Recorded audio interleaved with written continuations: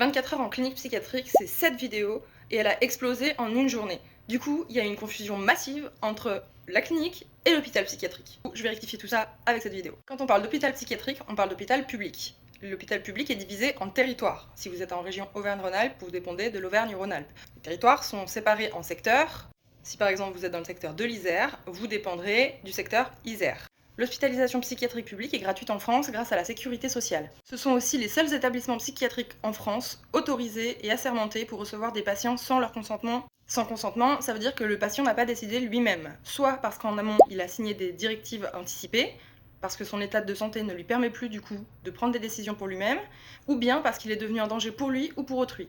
Les hôpitaux publics ont très mauvaise presse et on entend souvent des choses comme les patients sont zombifiés, on les cachetonne, on les attache, les gens se tapent la tête contre les murs, enfin bref, encore une fois, c'est Asylum de American Horror Story. Pourquoi cette vision persiste? Parce qu'il y a encore du vrai dans ce que je viens de dire, mais c'est aussi quand même vachement différent. Il y a la situation en France qui est actuelle, avec la pénurie de médecins qu'on connaît, et des coupes budgétaires importantes. Jusque-là, je vous apprends rien. Deuxièmement, il y a des patients qui arrivent dans des états tellement critiques qu'on peut pas faire autrement. Il y a des patients qui arrivent délirants, il y a des patients qui arrivent en épisode psychotique maniaque, d'une bipolarité, il y a des patients qui arrivent après une tentative de suicide, il y a des patients qui arrivent en étant en délire agressif envers lui et tout le monde. Et dans ces conditions, c'est médicalement et déontologiquement pas possible pour un psychiatre de laisser un patient dans un tel état de souffrance psychique. Et ça implique souvent de passer par les fameuses étapes qui sont stigmatisées et qui sont romantisées, qui sont les 3 éléments suivants. 1. La sédation, qui est aussi appelée camisole chimique. C'est un terme péjoratif plutôt désuet et qui signifie en fait que le patient reçoit une sédation, soit par injection, soit par intraveineuse, soit par médication. 2. La contention. La camisole est encore une triste réalité, tout comme son homonyme, le sanglage sur le lit. Et un tiers des patients hospitalisés sans consentement rapportent avoir vécu ces faits-là.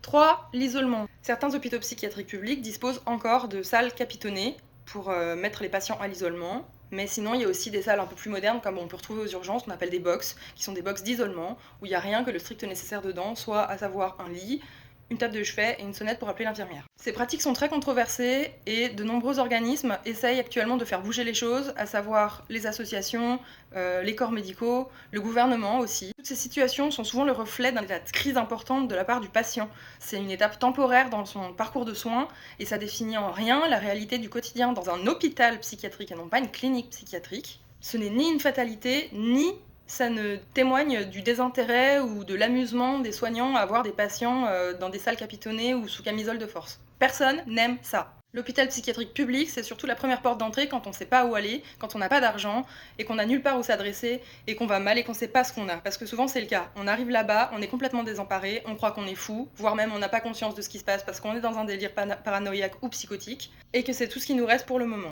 Donc à tous ceux qui disent, quand je parle de clinique psychiatrique, que c'est pas l'HP, que là-bas c'est différent, croyez-moi, je sais ce que c'est, j'y suis allée. Moi j'ai eu la chance de pas vivre toutes ces expériences-là, mais je les ai vues. J'ai vu les gens, j'ai vu leurs états et j'ai vu l'état des locaux. J'en aurai à dire, il y aura d'autres vidéos qui vont sortir, mais en tout cas sachez que si ça vous intéresse, j'ai déjà 2 réels de prêt qui vont sortir dans pas longtemps et qui parlent exactement de ce sujet. Donc n'hésitez pas, abonnez-vous.